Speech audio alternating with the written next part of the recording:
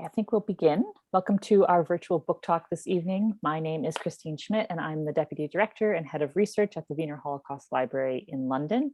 I'm very pleased to welcome Dr. Svenja Bethke, who will be discussing her new book, Dance on the Razor's Edge, Crime and Punishment in the Nazi Ghettos, and she will be led in conversation by Dr. Zoë Waxman. The ghettos established by the Nazis in German-occupied Eastern Europe during the Second World War have mainly been seen as lawless spaces marked by brutality, tyranny, and the systematic murder of the Jewish population. Drawing on examples from the Warsaw, Lodz, and Vilna ghettos, Dance on the Razor's Edge explores how under these circumstances, highly improvised legal structures emerged in these coerced and heterogeneous ghetto communities. Looking at sources from multiple archives and countries, this book investigates how the Jewish councils set up on German orders, formulated new definitions of criminal offenses, and established legal institutions on their own initiative as a desperate attempt to ensure the survival of the ghetto communities. Bethke explores how people under these circumstances tried to make sense of everyday lives that had been turned upside down, taking with them pre-war notions of justice and morality, and considers the extent to which this rupture led to new judgments on human behavior. In doing so, this book aims to understand how people attempted to use their very limited scope for action in order to survive. Set against the background of a Holocaust historiography that often still seeks clear categories of good and bad behavior, Dance on the Razor's Edge calls for a new understanding of the ghettos as complex communities in an unprecedented emergency situation. So just a few notes of the usual housekeeping before I hand over to our chair. We welcome your questions and comments during the event at any time, so please add these to the chat. You'll be kept on mute, and after the formal conversation, we'll try to take up as many questions from the audience as possible. We're also using automated captioning, which you can turn off and on at the bottom of your screen at any time. But just note that this is automated, and therefore it doesn't always accurately reflect the words of the speaker. If you have any difficulties, please send me or my colleague Sonia a direct message and we will try to help you out. And finally, as you may have heard, this program is being recorded for the library's YouTube channel where you can catch up on all of our past events and recordings. However, your camera will not appear on the screen. So now to tonight's event. I'm delighted to welcome Dr. Zoë Waxman, who is Departmental Lecturer in Modern Jewish History at the University of Oxford. She previously taught in the History faculty in Oxford and at Royal Holloway, University of London, where she was a fellow in Holocaust Studies. She is the author of Writing the Holocaust, Identity, Testimony, Representation, which was published in 2006, and Anne Frank, which was published in 2015, as well as numerous articles relating to the Holocaust and genocide. A board member of the British Association of Holocaust Studies, she also sits on the editorial board of Holocaust Studies and the Journal of Modern Jewish Studies. She is one of our revered trustees and a member of the Academic Advisory Board for the Imperial War Museum's Holocaust Galleries, set to open very soon. She's currently working on Women of the Holocaust, Gendering the Shoah, forthcoming with Oxford University Press, and a project on rape and sexual abuse in genocide. So I hand the floor over to Zoë. Thanks very much, Christine. It's a real pleasure and honor to be here tonight and to be in conversation with Svenja. Svenja is lecturer in modern European history and Deputy Director at the Stanley Burton Center for Holocaust and Genocide Studies at the University of Leicester. She works on the history of modern Europe with an emphasis on the Holocaust and Jewish history in a transnational dimension. Dance on the Razor's Edge was originally published in German and has won numerous international prizes. And it's no surprise to me at all, having read this book, that it's won so many prizes, because I can quite simply say that it's one of the best books on the Holocaust I have read this year. Svenja has also published articles on everyday life in the ghettos during the Holocaust, and is recently, I think, working on a book on the history of dress and Jewish migration, which sounds very exciting. So Svenja, can I ask, if I may, for you to give a brief introduction to your book, and then I shall jump in and ask some questions I've been dying to ask you. Thank you, everyone, for making this possible. Thank you, Christine, for inviting me. Thank you, Zoe, for being in conversation with me. And I will start, Zoe has said, with a small introductory talk, and then after that, we will have time for discussion. So During my first archival visit in Jerusalem, I asked the archivist and I said, do you have any material for my PhD thesis on criminality and legal norms in ghettos during the Holocaust? And she looked at me and said, but there was no criminality in the ghettos. And in Germany, I presented my research in different contexts, and I quite often got the question and the criticism saying, but there was no scope for action in the ghettos. So how come, I mean, there were the Germans, and how come you can even think about such a topic?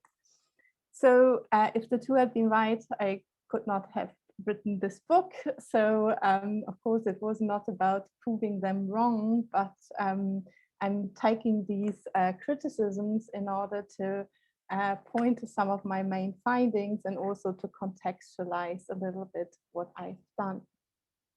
So in my book, I'm showing that under the circumstances of violence, arbitrariness, and murder, the ghetto inhabitants were facing under German occupation, internal authorities did indeed discuss and classify which actions should be considered criminal and also try to persecute these internally.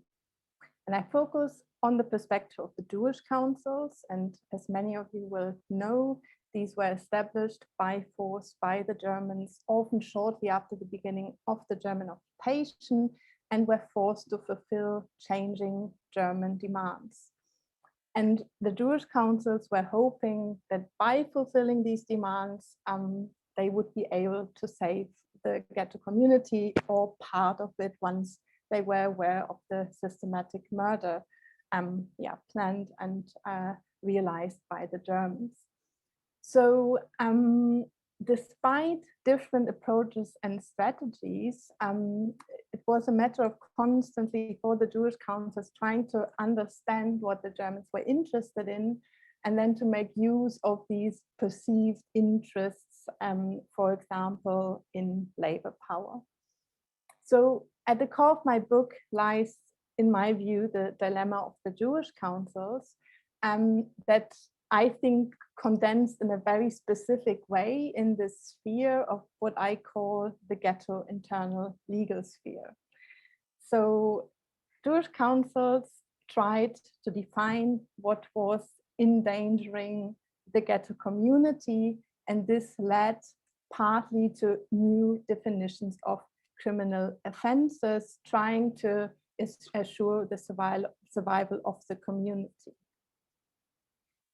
This meant that the definitions of what constituted a criminal offense and the formulation of new rules and the establishment of internal legal institutions were in a way anchored between the coercion to fulfill these German demands and, on the other hand, as far as possible, trying to act on behalf of the ghetto community. And as we all know, it became tragically clear that it was impossible to kind of reconcile these two interests, but they didn't. So the scope for action that the Jewish councils perceived found to a certain degree their expression in these offenses and new definitions.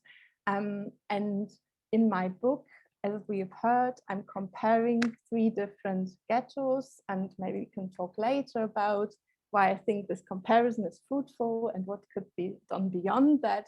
However, these ghetto communities of Warsaw, Lodz, and Vilna were all large ghettos, and for these there is comprehensive archival material that allowed me to address these questions.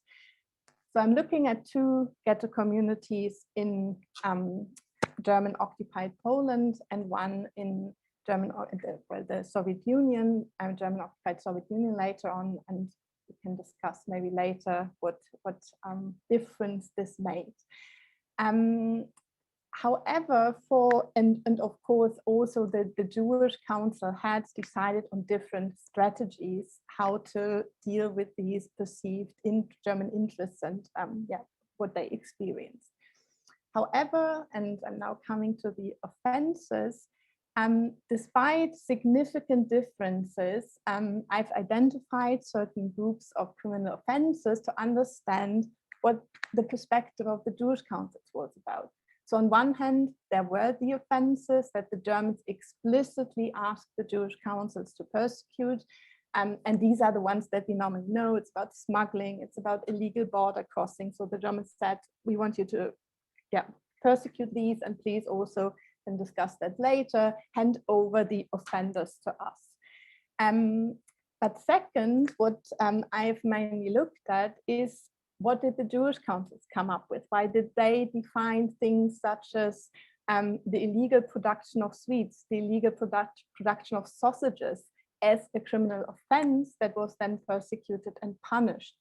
And what I identified here is that these were classified as dangers to the ghetto community. And for each of these offenses, we have to look carefully, why was this seen as being so dangerous under these circumstances? And when we look at these like food productions, it was about being feared of unhygienic circumstances and the fear that this may lead to diseases, a pandemic in the ghetto, which then could justify for the Germans to brutally intervene and even murder the whole ghetto community.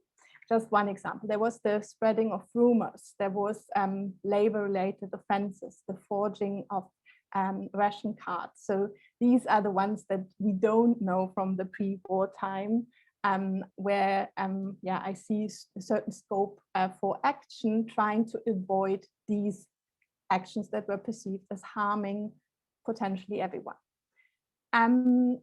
Third, I identified offenses directed against ghetto internal institutions. This was offenses against the Jewish police, but also other institutions. And here, I think the fear was that thinking of a specific survival strategy, the Jewish councils were afraid that this would also lead to disruption and the order not, that they could not kind of keep up the order, which then also may endanger everyone. And fourth, the category of like the classic criminal offenses, when we maybe think of robbery, murder, stealing something. Of course, this occurred. This was also dealt with.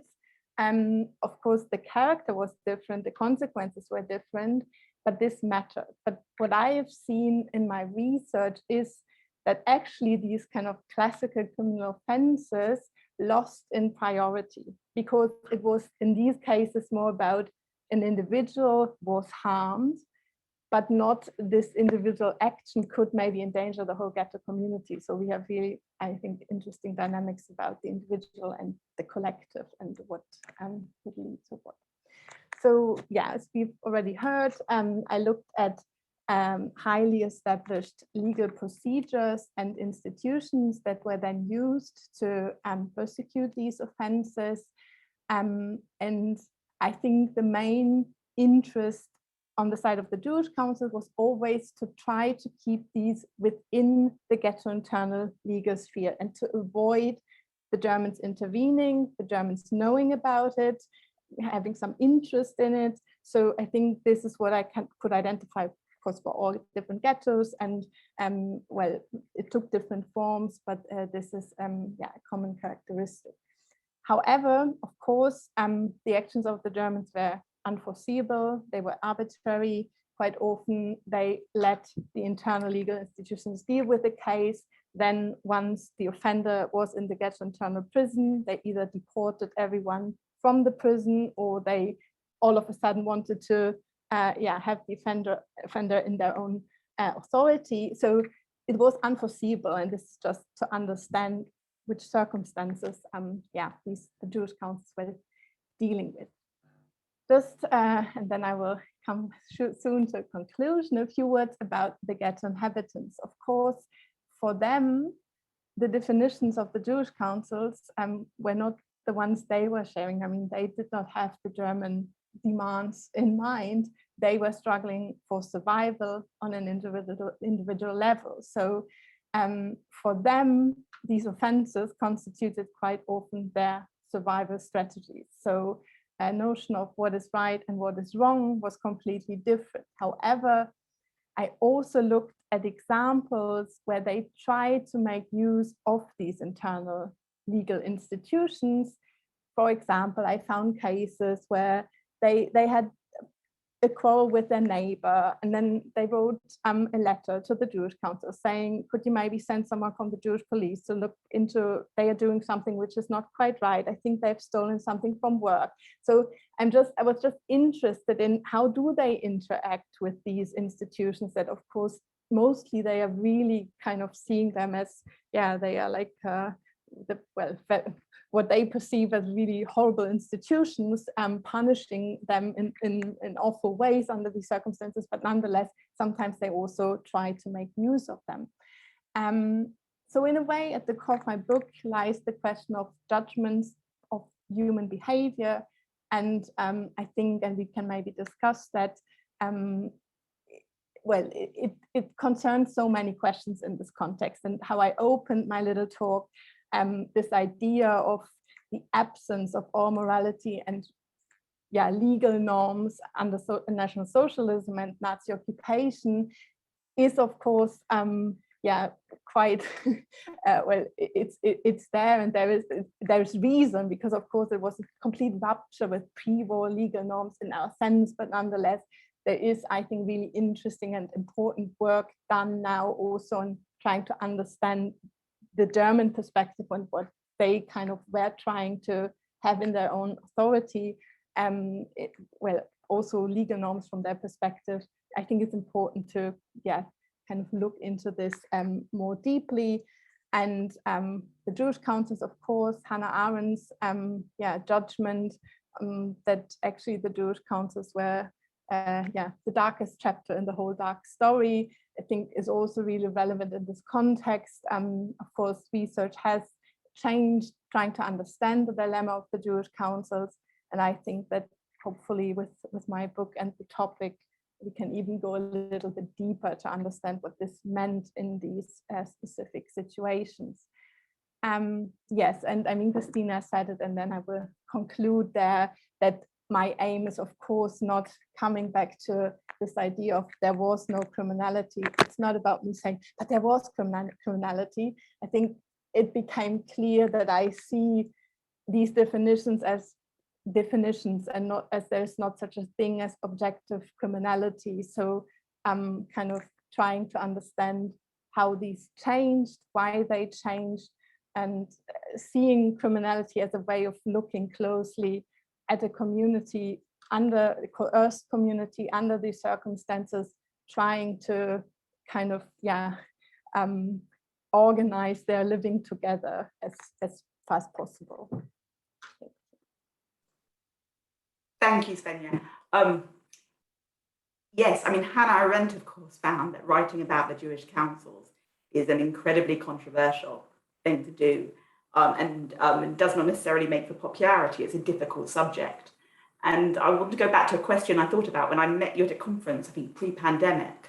We were talking about your book, and I was instantly intrigued, but I don't think I asked you this then, but I've had the question, how do you get to a subject as difficult as this one? And one of the things that I really admired when reading your book is that you do so in an incredibly measured tone.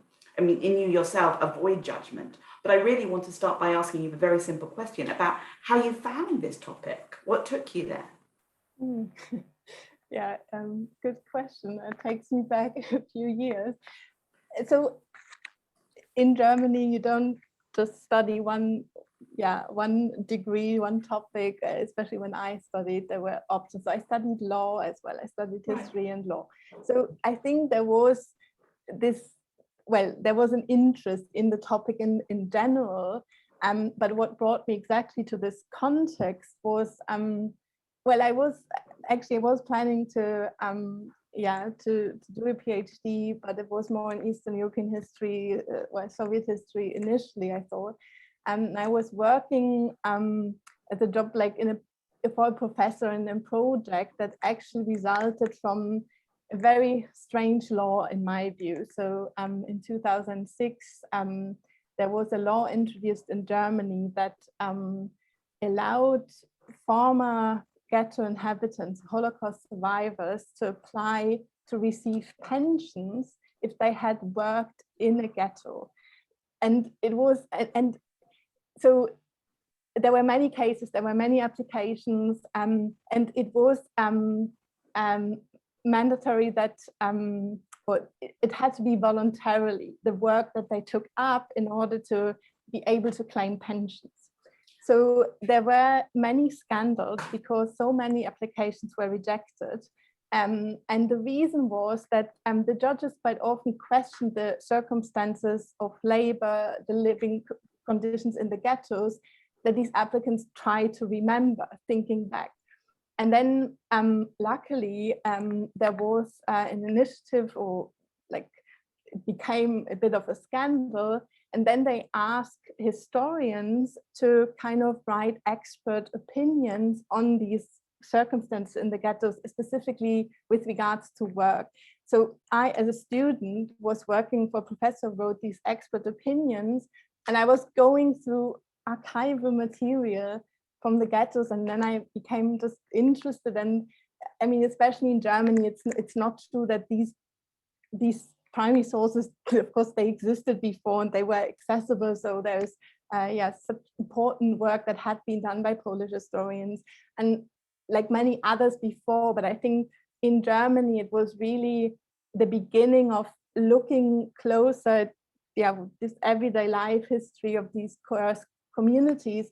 And maybe it was then the combination of my interest in law and legal norms and what it is actually, and kind of this topic that I had a chance to look at, and was amazed about the richness of the primary source material that we do have, and bringing both together. I think that was the beginning, at least, of of this project. Thank you. That's really interesting. I've got my head's going in several different directions, but I think I might first of all ask you about the primary sources, because one of the things that really that was really striking in your book was the huge amount of archival research that has gone into it. And you're working in several different languages, and it's really, most impressive. But also, I wanted to ask you about, how easy it was to find these sources. And can you tell us a little bit about the various archives you worked in? You worked in Poland, obviously, and in Yad Vashem. And can you tell us a bit more about that? Because I think it's really interesting, identifying a topic and then finding the material to write about it. Yes, thank you. Yes, it was an interesting journey in many ways, because I had not worked that much in archives. I think it's true for many people before they start their PhD. So everything was exciting. Traveling, going to the archives. Those were the days. Yeah. Oh my God. So, and in addition to that, of course, this material is accessible, but as you said, it is, in different archives, countries, and so on. And first of all, I think trying to understand where could I potentially find material, that's my question to the archivist, because it's of course not a topic that is openly written about in many cases, because of, this is why also then it was of course a development. I focused on the Jewish councils, because we have these rich archives that were preserved in some cases hidden, and so on, where we have some information. But the thing is that you don't necessarily, and of course many of us have this problem, it's not structured at criminal offenses. That's you right. find it in all, in different collections where you least assume you will find it. And I think I have given some examples of what kind of offenses these were. So basically it was all the documents on all these different kind of spheres of how the ghetto was organized. And there was not, this just one collection on these legal institutions, to the point that everyone told me, no, they didn't have internal ghetto courts, for example. You can't find anything on that. And then you're so amazed when you find this, and everyone told you it doesn't exist. So so it was a lot of luck and digging. That's really interesting, because I mean, I'm sure you have the same experience of starting work with PhD students who have a topic that they really want to study, and then they have to go about trying to find the sources. So I was wondering, as I was reading your work, did you have the experience of speaking to archivists and being told that this type of material didn't exist, or it exists in different ways? I mean, was there any pushback to what you were trying to find? Oh, of course, yeah, a lot. Looking back now, I don't know why I kept on going, but I mean, there were many wonderful and such helpful people in many of the archives. I didn't want to give the impression that they all told me no, it's just, I think that's part of the journey. And I was very lucky to, at one point you understand you have to talk to the archivists, because they know what exists and where the material is, and they give you ideas. And even if you think it's not quite what I want, you start. And then I think I mean, there were some kind of doubts about what I'm doing, making any sense, finding material, but I did eventually, and that was thanks to so many wonderful people who knew a lot about the material that I had. And for example, in the Ghetto Fighters House, I met really, really helpful archivists who gave me all these materials, and no one ever looked at this. And it's just fantastic when that happens. And I don't know if it's luck, maybe it was a bit of luck. Well, I think it's a wonderful example of not necessarily knowing what you're going to find, and actually the archival material sometimes taking you in different directions from the one you started out with. Yeah, definitely. And I mean, you addressed the question of languages. I was also very fortunate that I started this project at a time, and I said, at least for the German context, where a lot of things were, I mean, for example, the chronicle of the Lodz ghetto was just translated and edited, and these things, and of course there was already similar material for Warsaw, and I mean, Barbara Engelking's and Leotek's book also was very helpful. So they had already looked at the material. They were not really interested in what I was looking at, but it gave me many hints. So I mean, I could not have done this without all this important research that had already been conducted, and the chronicles that were then edited allowed me to get at least an idea where I could find something and what kind of offenses there were, and that there were courts. So it was a really, really, it was a good time. I think I started this, where I had enough to get started, but nonetheless, no one had looked at this. So. Well, I think that really comes out in the book, but it's a conversation with existing research, but also a departure. One of the things I also wondered about was, obviously it contributes to work looking at everyday life in the ghettos and takes us in a different direction, because it shows a continuation of pre-moralities and ideas of punishment and crime, but also rupture. But I wondered, so it's about Jewish life in the ghettos, but also what about the German context? I mean, to what degree did the Germans get involved with what was going on in the ghetto courts? To what degree did they dictate which punishments which crimes should be tried and which punishment should be given out? I wondered about the autonomy of the Jewish courts and the relationship with the German authorities. I mean, that was one of the things I realized at the very beginning, thinking, there must be existing research looking at, kind of the legal sphere in Nazi-occupied Eastern Europe, and there wasn't much. So I have now a PhD student, Judith Schöcker, who's working on this topic, but it is really something that had not been systematically researched yet. So in order to understand what the Jewish Council did, you have to understand what they were confronted with. And what I could get from the material I looked at, and was also, I mean, like smuggling, illegal border crossing, these are the known things. They wanted to kind of, and what they defined as this is what we want to know about was not necessarily then what happened in practice. But at the beginning, they really outlined everything that concerned smuggling, border crossing, and murder, so serious crimes. they were also very much interested in suicides. So and I really try. I mean, yeah, there is someone working now on these suicides and why the German police in Lotzberg was so interested in this. And I mean, the only explanation I could come up with that it was maybe seen as kind of a to getting an idea about like what was going on, about the atmosphere or reactions, but at the beginning they were really saying this is what we want to know about,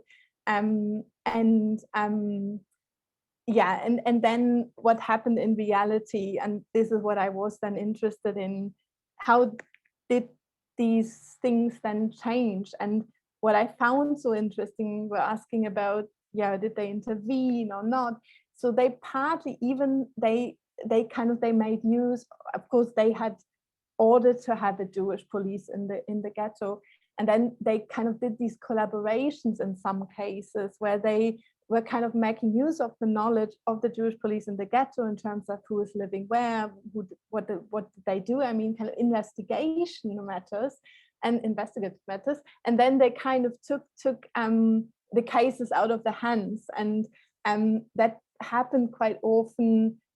Also in cases where you find this whole communication about can we deal with the case or not, once they kind of have somehow know that there is something going on, then they say, okay, you can deal with it, and in the end they intervene at the very end. This is like where you then see they are asking to have this one prisoner from the ghetto internal prison, yeah, they ask for them to be handed over, which of course then most of the times meant their death. So yeah, there are all these questions. Why? What was their interest? What wasn't their interest? And in many cases, it turned out that in practice, of course, it's not that it was about they didn't care that much. And that's also something I was interested in. At what point didn't they care anymore? And yeah, what did that allow within the ghettos?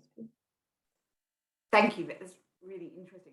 I've got a third question that's pushing to the front of my head as well, which is the third part of this, well, another part of the story. What about the Polish police and the Polish courts? Because this is such a multi-layered story. Yeah. Yeah, I mean, there's also, again, when I started the project, there was not much research on it. I mean, Jan Grabowski did important work, and there's also now an existing PhD thesis that I'm also referring to because it's one of the first works by Szymanska Smolkin, is her name, Sylvia. Yeah, this is so important that this is now looked at in more detail. And of course, there was kind of, yeah, the cooperation, and the Polish police was officially the police that was guarding the ghetto boundary. So that they were standing there next to the Jewish policemen. And they were also, I mean, quite often when the Germans said, don't deal with that internally, they handed over to the Polish police. So you had all these kind of, yeah, different dynamics and procedures and collaboration in a way in these cases. And so everything that was kind of border crossing related and smuggling was officially in the hands of the Polish police, who were kind of then under close supervision of the German police. Thank you. I wonder if I've got time for one more quick question before I shall let everyone else jump in. You obviously work with a lot of diaries and contemporary records. How much this type of material is represented in memoirs? What's the memory of these things like? Yeah, very important. Yeah, very, very good question. I mean, I was of course hoping to give more space to the perspective of those like writing memoirs and diaries. And of course, when they talk about themselves, they don't talk that much about what they did that may then have, I mean, been considered as criminals. It's of course not the way they would talk about it. So that is one matter. But of course, what is talked about is, I mean, the experience of violence And then also, the arbitrariness they are confronted with, also the role of the Jewish councils, and in that they also, the way they look at at the Jewish police, that is well known, depending on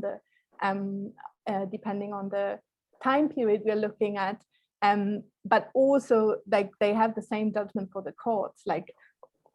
And also it's really interesting because they look then at what the Jewish council does, and about like this problem of the reality of an elite existing and corruption existing as well. So they are mentioning this in comparison. Oh, they are doing this, and now we are standing in front of the court for like theft of a potato or something. So you do find that.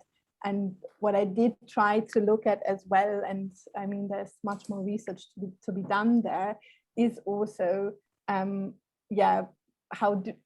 they talk about things like maybe smuggling or things where they didn't behave and like just a really nice way, if they talk about it at all. And I found few examples that I tried to then use in my book, but there's probably more to be done. Thank you. I'm about to ask another question, but I won't abuse my position as chair. I see there's a whole range of interesting questions coming through the chat. Am I meant to ask the questions, Christy? Shall I read them out from the chat? Is that correct? Sure. Yes, please do. Okay, so Dan Stone has asked, I'd like to ask Svenja, you cite Dan Diener's notion of counter-rationality in the introduction to your book. Can you please say why you find this concept is best exemplified by the ghetto's legal sphere? Great question. It's a great question, and not an easy one. I mean, I mean, there's much to be said about that, and maybe I would also now be a bit more critical of that approach. However, in my research, I found this very helpful. So this idea of the Jewish councils constantly trying to, I mean, this is how at least I understood what I found in the primary sources, trying to make sense of what they were experiencing and perceiving. For example, when it came to German interest, like, we know the whole, kind of attempt by Rumkowski, rescue through labor, and trying to offer almost, offer labor, and kind of really starting this internal production of goods and so on, in the hope that this would kind of make the ghetto issue the survival, and then constantly experiencing that actually this does not lead to what they are hoping. So nonetheless, despite kind of doing that, for example, the systematic murder stars, deportation star, they want people to be delivered for the deportations and so on. And I just thought that what I found with regards to these legal institutions, because you ask yourself, why are they doing it at all? And I thought, okay, it's kind of trying to organize their life, to keep an order, and also probably some kind of normality, and keep things up. But there has to be this aim to make sense of what they experience, as horrible as it is. But this idea of there is no sense behind it, or the Germans are doing this anyway. And I really thought that this is quite visible in all these cases where they try to keep a case within their own legal sphere, and then it doesn't make sense what they see, and how do they then deal with that. So at least it helped me a little bit to understand. I don't know if I understood it, but to make sense of what I was finding in the premises. Thanks, Svenja. So there's another great question. Someone's written, I've just started my PhD at Newcastle University, focusing on trauma and transition in women's Holocaust art. Oh, please email me about this separately. I'm very interested. And I'd like to ask Svenja if she came across examples of people, especially women, being punished for producing clandestine art in the ghettos. Thank you. Excellent question. Wow. Yeah, it's a great question. It's a great question.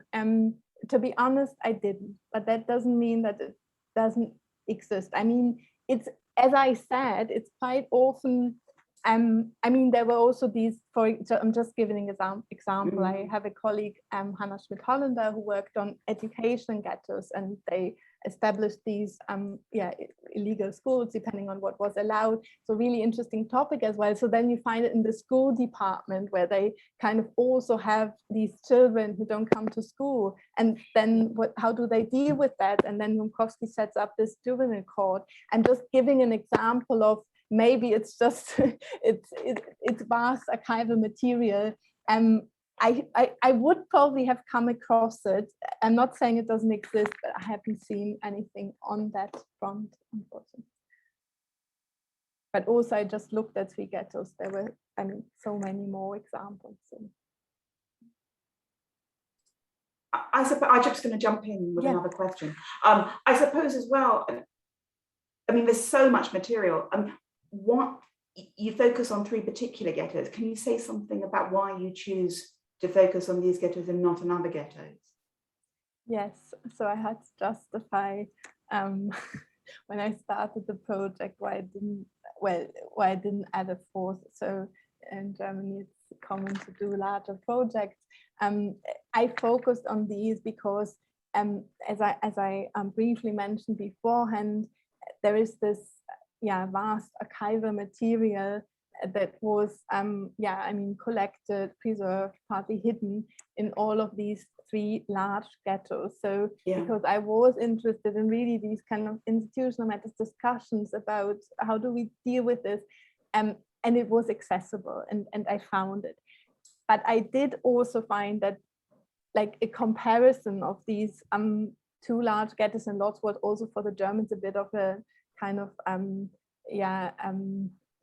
role model for the later ghettos. So they gave Minkowski quite a lot of scope for action, where he could set up, for example, a court in the ghetto, and in Warsaw it was impossible. And it was also very, very fruitful to have a comparison between 2 ghettos established in German-occupied Poland in 1940, when these ghettos were set up as provisional measures, not yet anything to do with later on then the systematic murder of the Jews. So this had to do then with knowledge. What did the Jewish councils know what's happening?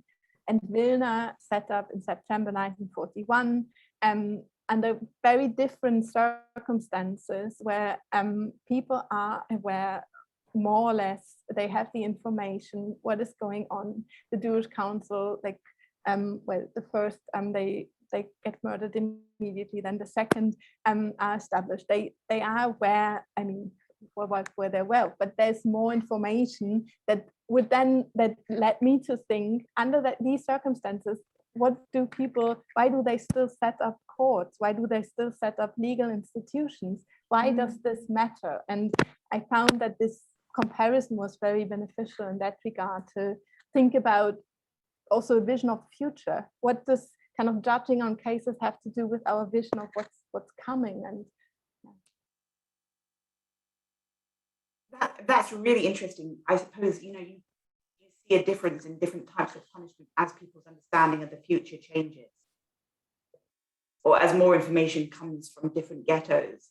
I mean, I think that's a really interesting relationship about, what's going on in the ghetto to the people, the degree that people perceive life after the ghettos, or the possibility of life after the ghettos. Yeah, it is. And also, I mean, I didn't talk about it that much, but I also looked a lot at, like, the legal personnel. So who were these people working at the courts? What kind of educational background did they have? Where they studied? How were they then kind of chosen to be part of the court? How flexible was that? And what I found so interesting is that all these matters of, like, past and future also mattered a lot in terms of kind of work experience and education in a way. So there were these kind of, I mean, I found material where they say, I think it's in Stanislav Adler's book, was very much interested. He was the Jewish police, but then was very much involved in these legal matters, and where he basically said, for many it was also seen as this kind of almost opportunity to to deal with cases they hadn't dealt with, to think about what could apply, what can't apply. And in Vilna, there is then even, like, I found this material where the judges they have a case where they want to well, for the first time, I think, decide on like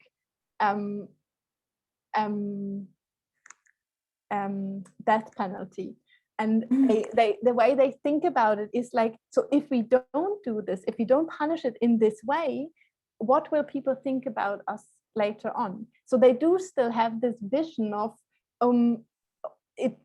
so how will people see what we did, and will they say that we didn't address these matters in the right way? So although it is pretty obvious how serious the situation is and how unlikely that many will survive, there is still this, what will they say about us after the war? And I do think that's really, really interesting. Yes, that's absolutely fascinating. This constant thinking about how history will remember what went on in the ghettos. I find that really compelling. Sorry, I think I'm just about to go off at a tangent and someone's just asking another question. Yes, so I also wanted to, following on from that, I think, is that there's so many different stories within your book. Was there anything, did the book happen in the way you expected to? Were there themes that you thought you were going to find and didn't, and other areas? Because I found particularly compelling, for example, the treatment of Jewish youth. And that was something I realized I knew, but not as much as I should about. And that sort of, I thought, that's almost a book within itself. So I wondered whether, the research took you in unexpected ways, to return to my earlier questions. Yes, yes, it did. I mean, I found so much more than I had hoped for, and I was particularly, I mean, just for example, there, I mean, I think for me, it's just one of many examples, but this example of how much should the past matter and how much is it about the future? And what I found so interesting is this whole question, you have it when you look at to what extent can we apply pre-war Polish legal norms that most were familiar with, or we can't. So it's about continuity or rupture, and experience has a lot to do with continuity. And what do people then, like, how do they go about it when they realize this is an unprecedented situation we are in, which then led them to quite often say, and there is amazing material on Vilna where they really say, we have never had such a situation, we cannot apply this, we have to come up with different kind of measures, norms, and so on. But also when you look at these many court cases, for example, to what extent does it matter if someone was already a criminal offender before the war, or doesn't it matter? So do we have to, like, are we seeing continuity there? Is it about if they did that before the war, no wonder they are doing this now? And I found that really interesting. And also, I mean, it's in the detail. It's like also all the examples, how do they deal with the youth, for example, and like which circumstances under these circumstances are considered to kind of have any effect of, or maybe we won't punish them that harshly now because they have to feed a family. Everyone had to do that, but it does matter. And that's what I found so fascinating, talking about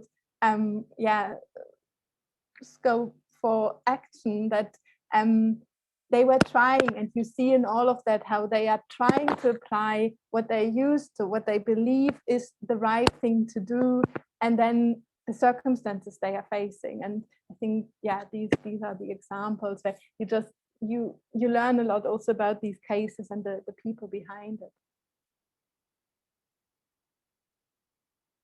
Sorry, I just realized I had myself on mute. Another question from Larissa Allwork. Thinking about representations of the Holocaust in museums, is the history of the ghettos being currently adequately represented? I mean, that's a very good question in light of a new exhibit at the Imperial War Museum Are there examples of where the history is represented particularly well? I have to admit now, maybe it's a bit due to the pandemic that I'm maybe not up to date. No excuse, no excuse. I mean, I think a lot has changed in that regard, luckily. I mean, I remember having seen an exhibition, Yad Vashem, 10 years ago, maybe, where I was still thinking, well, these nuances in what ghetto life was like in different ghettos, but also different periods of time. This notion of, oh yeah, the ghettos were set up in order to murder the whole ghetto population. That was very much still, I think, also represented in the way, in the like the narrative, and this, or yeah, this led to. But this is, I think, now that there are more nuances. This notion of everyday life represented. This notion of it's not all. I mean, yeah, kind of death spaces, living spaces was their everyday life. This is now much more accepted. And I do think that also in the representation and the museums, this is now kind of incorporated into how it's represented. But I do have to see a few more exhibitions, it seems now. Yes, sorry, there's another question. Were any of the ghetto judges prosecuted in Israel under the Nazi and Nazi collaborators law? Very good question again. Oh yeah. That is a very good question. Not that I know of. I did look into Jewish policemen if there were cases like that I could identify where people were involved, but even in that case, no one who was in part of this legal sphere. So I would say I don't think so, but I also won't guarantee that I know all about it. So it's a good question. I mean, that's another theme, like the whole continuity, and then in a way, I mean, of course, notions of what is right and wrong changes again, and then like these courts set up in displaced person camps, just one example, or it's so interesting. So I just can just say, to continue research on that, because there is a lot to discover still. Are there any other questions? I'm aware this is usually the time that we would be discussing this further over a glass of wine, but we can still do that individually. But are there any other questions that people are desperately wanting to ask? Well, I find this absolutely fascinating. And my next question would have been, but I think it's one for another time. It's really interesting with this focus on everyday life in the ghetto, which this is part of. But I wonder, is this going to be a continuing theme in Holocaust studies? And does this connect with my earlier question about the German context? Because at the same time, is there a pushback to this type of research, which says, it's all very well focusing on everyday life or internal ghetto dynamics, but at the end of the day, it's what the Germans allowed to happen. But yeah, I might contact you. I can't. Yeah, further to discuss this. We can continue this another day. My head's going in all sorts of questions. But I want to thank you so much, Svenja. I have to say, anyone who's listening and hasn't read the book, I really strongly recommend it. It is an extraordinary achievement, and really is going to be on, well, it is on my course list, and it's going to be on many other people's course lists. So I really do recommend it. So thank you very much. And thank you everyone for coming along and some great questions. I'm not sure what's meant to happen now, Christine. Just wanted to jump in and, of course, the wine. Thank you. Yes, yeah, maybe wine. But thank you on behalf of the library too, both of you, obviously, particularly Svenja, for bringing your book to us and to our audiences, and to Zoe for leading the conversation so wonderfully. And thank you to everyone for all of your questions and for coming along this evening. And yes, I hope you will have a celebratory glass. And of course, I've put the link to the book in the chat. So I hope you'll take up that link and purchase Svenja's book. So once again, thank you very much for joining us this evening. Thank you. Bye, everyone. Have a nice evening. Thanks, Svenja.